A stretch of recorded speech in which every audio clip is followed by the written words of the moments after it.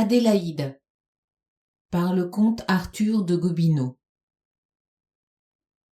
Madame de Hautcastel arrangea commodément sa jolie tête sur le dossier de son fauteuil. Chacun fit silence et le baron parla en ces termes. L'année même où Frédéric de Rothbanner sortit de l'académie militaire pour entrer aux chevaux légers, Élisabeth de Hermannsburg le distingua. Ce fut une sorte de coup de théâtre.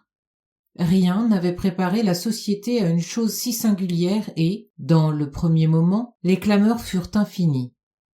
Le gros Maelstrom, soupirant, déclarait de la comtesse depuis des années, et surtout Bernstein, dont les folies pour elle étaient si connues, folies qu'incontestablement elle avait encouragées, jetèrent feu et flamme et ne manquèrent pas de partisans.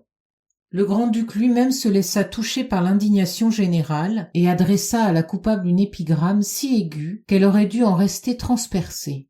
Mais elle répondit vertement à son Altesse royale et pourtant sous une couverture tellement respectueuse que les rieurs passèrent de son côté. Bref, ce qui était, fut et resta tel sans qu'on n'y pût rien changer. Au bout de 6 mois, tout le monde, sauf les 2 transis évincés, en avait pris l'habitude, et il n'en était plus question. Cependant, en apparence du moins, rien de plus absurde. Élisabeth avait 35 ans et était dans l'éclat parfait de sa beauté, avec une réputation d'esprit grandissant chaque jour et qu'il était impossible de surfaire. De son côté, Rothbanner, pour faire admettre son bonheur, n'exhibait que ses 22 ans, une jolie tournure et rien encore de cette valeur intrinsèque qu'on lui a reconnue depuis. Mais alors ce joyau était caché dans sa coquille. Pour déterminer ce qui était arrivé, il avait fallu cette profondeur de réflexion et cette sagacité d'égoïsme, don précieux de la comtesse, la plus accomplie des créatures, en toutes choses et surtout dans cette sagesse des enfants du siècle qui mène ceux qui la possèdent à n'avoir pas volé la damnation éternelle.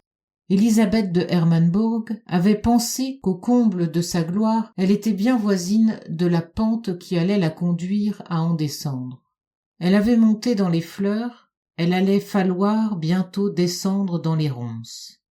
Pour savoir ce qu'une femme adorée devient d'ordinaire, elle n'avait eu besoin que de jeter les yeux autour d'elle, et les jardins d'Armide, où elle régnait, lui avaient montré en foule leurs gazons verdoyants peuplés de vieilles cigales dont les voix prophétiques n'étaient comprises de personne hormis d'elle-même. Elle examina l'une après l'autre la destinée de chacune de ces tristes métamorphosées. Et elle crut pouvoir admettre que la cause de leur malheur était à trouver dans l'insouciance avec laquelle chacune avait lié son bonheur à un homme qui le dominait et qui, partant, le pouvait briser aussitôt que son cœur, à lui, conseillerait la désertion.